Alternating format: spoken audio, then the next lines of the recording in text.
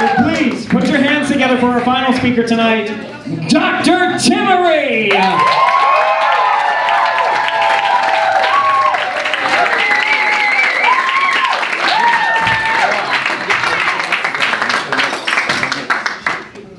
Hello.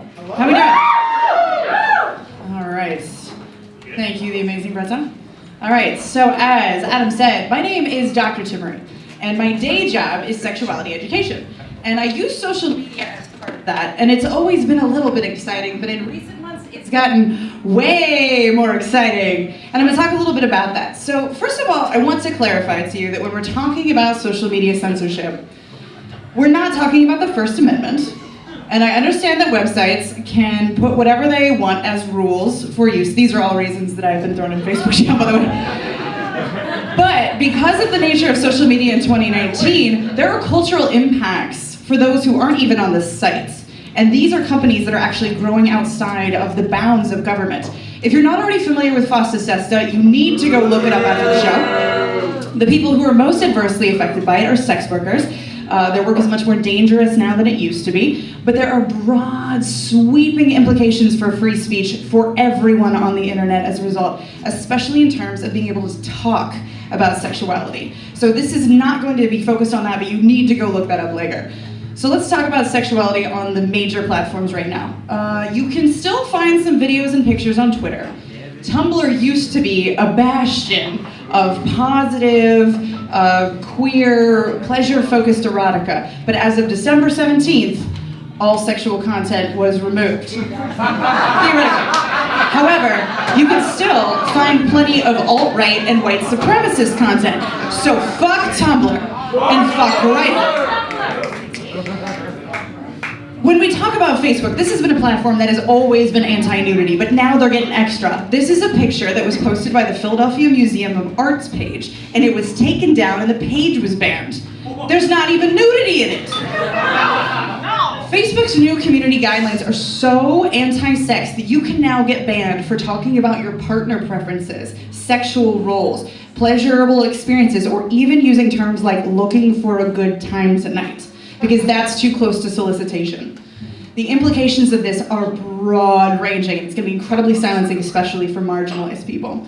The effect of this, especially in tandem with sex education pages being taken down, SexX Interactive, is that our only place to find sexuality online is porn.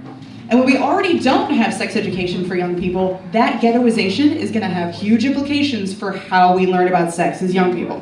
So that's huge. Let's talk about hate speech. Cross platforms, theoretically bad, totally based on whether or not they actually enforce it. If you've been on Twitter, you know they still have a lot of Nazis. Yeah. But what if you're too racist even for Twitter? You have options. Many attempts have been made to deplatform Gab, even after one of the users posted in advance of shooting up a synagogue, and yet it still exists.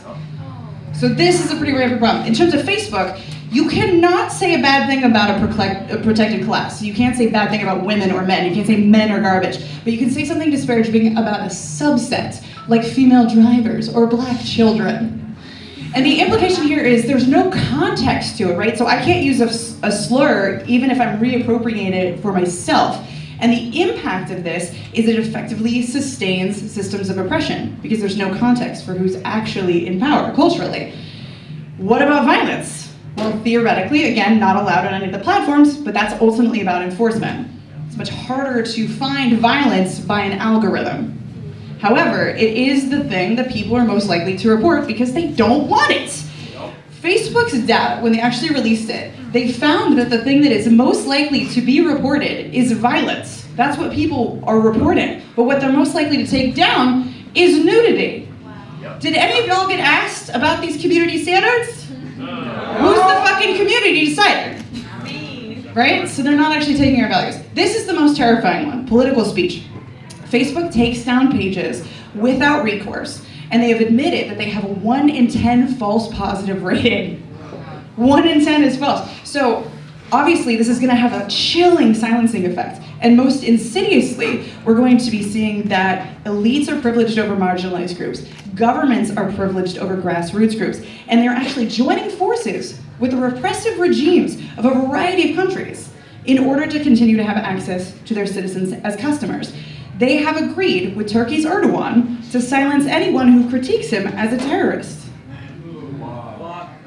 Yeah, exactly. So the ultimate result is that this is changing geopolitical situations worldwide. We individually are going to respond to this. And one of the things that happens in abusive relationships is preemptive obedience, where we act even smaller and censor ourselves in order to not be punished. And this will have ripple effects throughout the entire fucking culture.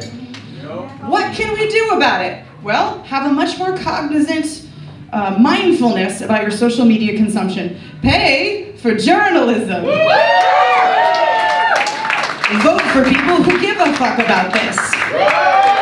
Run for office.